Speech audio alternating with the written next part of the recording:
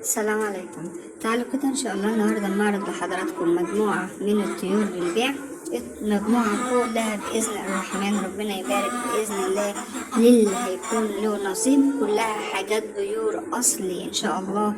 لو في حاجات مجمزة أو لو في حاجة هجين أنا بقول عندك النهارده اللي حضراتكم شايفينهم دول اللي هو الهندي، فرد او فرخ اللي هو الابيض، واللي هي السمراء اللي حضراتكم شايفينهم قدام دولت. ما شاء الله ربنا يبارك للي هيكون له نصيب فيهم. تصوير بدون اي نوع من انواع التزييف، فراخ هندي بيور اصلي، لان احنا عارفين طبعا ان بيبقى فيه بعض الانواع من الفراخ الهندي بالذات بيبقى داخل معاها انواع هجين تانية. انا عندي الفراخ الهندي اللي شاء الله ربنا يبارك لاي حد ممكن ياخد مني كمية من الفراخ. المجموعة كلها بيور اصلي، وطبعا علامات الفرخ البيور بيكون باين عليه، ومن اول علاماته ان هو بيكون جسمه عريان، وده طبعا باين في الفرخ اهو. ده الفرخ اهوت الابيض ده جسمه ما شاء الله كله عريان بالظبط زي ما حضراتكم شايفين. ما شاء الله حاجة كده فوق الممتازة، رجلين طويلة، رقبة طويلة، جسم عريان، لكن تيجي تمسكه تلاقي جسم او تلاقيه الفرخ في ايدك ما شاء الله مليان وكويس. الفراخ عمرها بالظبط حوالي عام شهرين ويومين او شهرين و3 ايام. فراخ يعني غالبا الاهالي هي اللي بتربي لي، انا ما بحش الكتاكيت الصغيره من تحت الفراخ غير بعد ما الاهالي اللي بتربيها يعتبر بيقعدوا مع الاهالي شهر، وبعد كده بتبدا الفرخه تبيض وترقد تاني. فراخ بيور زي ما حضراتكم شايفين. ما شاء الله ربنا يبارك للناس اللي بتدور على الهند الاصلي، الناس اللي حابه يكون عندها هند اصلي.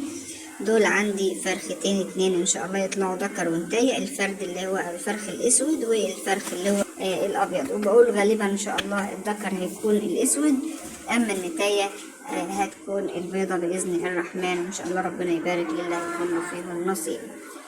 المجموعة التانية طبعا الناس اللي اخدت مني المجموعة كنت بايعة قبل كده ذكر وانتيتين بقالهم حوالي عن 10 ايام، والناس اللي كانت طلبت مني تاني انا ببيعه كبير بقى ان شاء الله. دول الحمد لله النتايتين بيض وبفضل الرحمن، يعني مش محتاجة ان انا احلف. ما شاء الله ربنا يبارك النتايتين كل يوم بيبيضوا. كلنا عارفين ان الرومي بيبيض يوم ويوم او يومين و3 ايام او مرتين في الاسبوع. ما شاء الله ربنا يبارك لعباده الصالحين ويبارك لحضراتكم وليا. الفراخ بتبيض يوميا، بس انا بديك حاجة تدعيلي مش تدعي عليا. اول حاجة باكلهم مش اقل من 3 شهور، عشان دول هيبقوا طبعا الانتاج لازم أن يكون نسبة الكالسيوم فيهم مظبوطة. بأديلهم جرعة ديدان، بأنتفرشهم، يعني اللي بياخد مني فراخ بياخدها فراخ منتشرشها، مش بقى بسيب الريش وبسيبهم زي ما هو واكلهم لك اسبوع فول او اسبوع علف عشان اديك وزن وخلاص. لا، انا بعامل ربنا للناس اللي بتستغلى. كل الرومي معروف ان هو ب150 جنيه، انا ببيع بالفرخة حتى لو بعت بالكيلو هبقى انا برضو الكسبانة. اللي بكون عطيالهم جرعة من الديدان، بكون عطيالهم بأكليهم علف بعد ما اكلتهم علف بفترة. ما شاء الله بديك حاجة تديلك انتاج كويس. لو حضرتك محتاج كمشروع يبقوا احلى مشروع في الدنيا. ناس بتيجي وتشتكي وتقول انا بجيب الحاجة مش بتبيض على طول، لا، انا بديك الحاجة بس امشي على نفس المنهج او نفس التعليمات اللي انا ماشية عليها، وان شاء الله ربنا يرضيك منهم يعني، وربنا يرزقك منه ورق كويس جدا. احلى مشروع هو مشروع الفراخ الرومي وكمان الفراخ الهندي، بشرط ان حضرتك تكون بتهتم بيهم وبتديلهم حقهم عشان هما كمان يدولك حقك. المجموعة اللي بعد كده فراخ من الفراخ الجميزة. فراخ الجميزة الأصلي ما شاء الله. ما حضراتكم شايفين الإنتاج عندي ما شاء الله، ربنا يبارك لحضراتكم وليه. وده موسم طبعا الإنتاج والبيع وحاجات زي كده، وحاجات أنا يعني عطيات فراخ شهرين 2 ويمكن أقل. لو حضرتك بتهتم هتبيض عندك وتملى لك الدنيا إن شاء الله بيض. الفراخ انا مأكلاها كويس جدا، عطيالها برضو جرعة الديدان. معودة الفراخ عندي ان هما دايما بحط لهم طبق فيه جير وطبق فيه صدف الاتنين على بعض. ومعودة فراخ عندهم عليهم دايما قبل الاكل ب10 دقايق بحط لهم اي نوع من عندي من انواع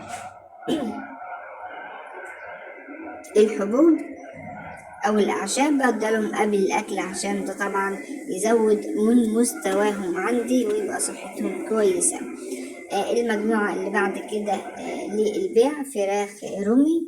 فراخ رومي زي ما حضراتكم شايفين كله نزع منه الريش، عمرهم بالظبط 3 شهور ونص نزع من جسمهم الريش. طبعا الفراخ اكبر في الحجم من كده، وكلنا عارفين ان الفراخ الرومي بيبقى حجمها كده قبل ما تبدأ ان شاء الله توصل لمرحلة، هما ما وصلوش الوقت لمرحلة النضج.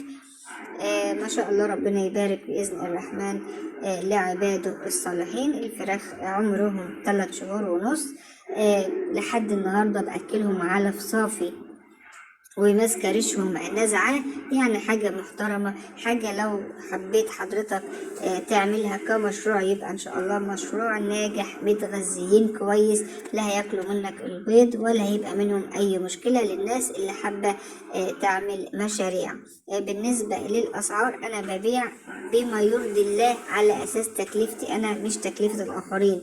انا بجيب الطيور، في ناس ممكن تأكل 40 يوم، ممكن تأكل شهر، ممكن ناس تأكل 20 يوم وبتبقى عاملة ده للبيع. لكن أنا بخاف ربي وبأكل الفراخ مش أقل من 3 شهور ونص علف، عشان لما حضرتك تاخدها تبقى فعلا عندها استعداد تبدأ. يعني الشهور ونص ده يدوب حضرتك تبدأ ان انت تفرشه وأنانات فريشه، ويدوب تديله جرعة من الديدان وتغذيه شوية، وفي الآخر تأكله علف بياض أو رز شعير.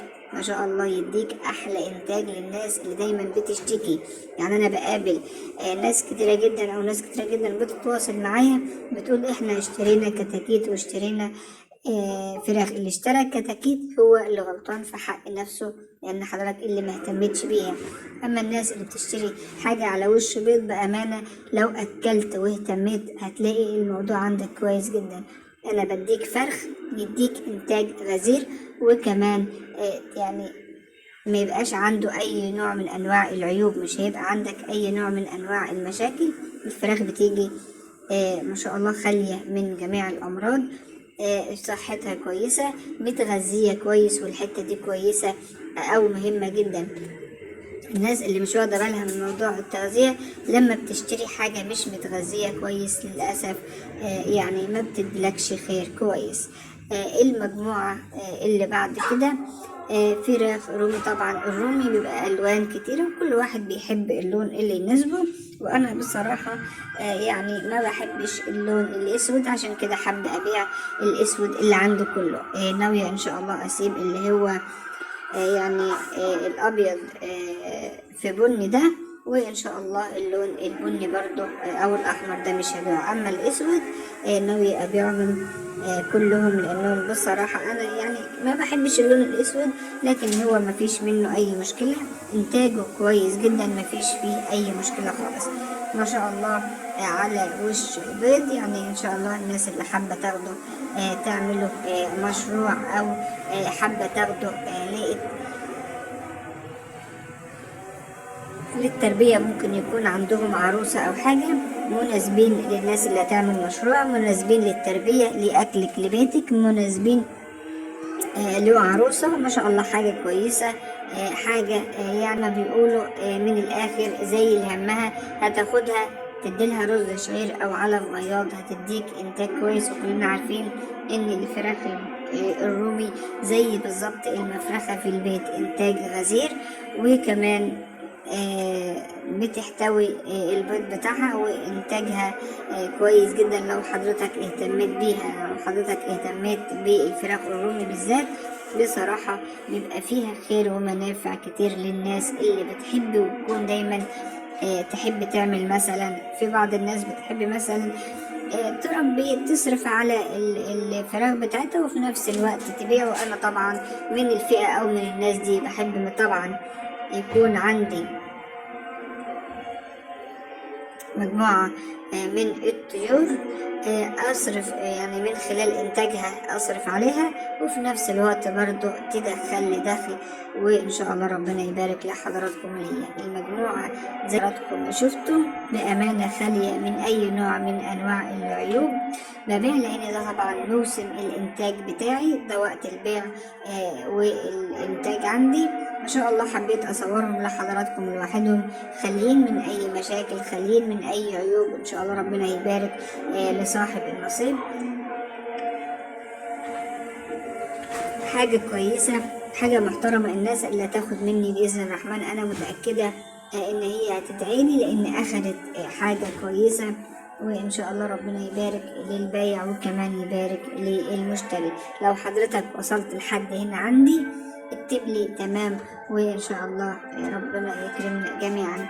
طيب بالنسبة للناس اللي هتاخد طيور على وش بيض زي مثلا الفراخ الرومي، أول ما تيجي عندك على طول هتحاول تدي لكل فرخ نص قرص من بتاع الديدان البشري لمدة 3 أيام، وتريح 14 يوم، وترجع تدي لكل فرخ نص قرص، او ممكن تعطشهم وتحط 2 قرص على رتل من المية وتخليهم كلهم يشربوا. ده ينفع وده ينفع على حسب ما انت معود الفراخ بتاعتك عادي.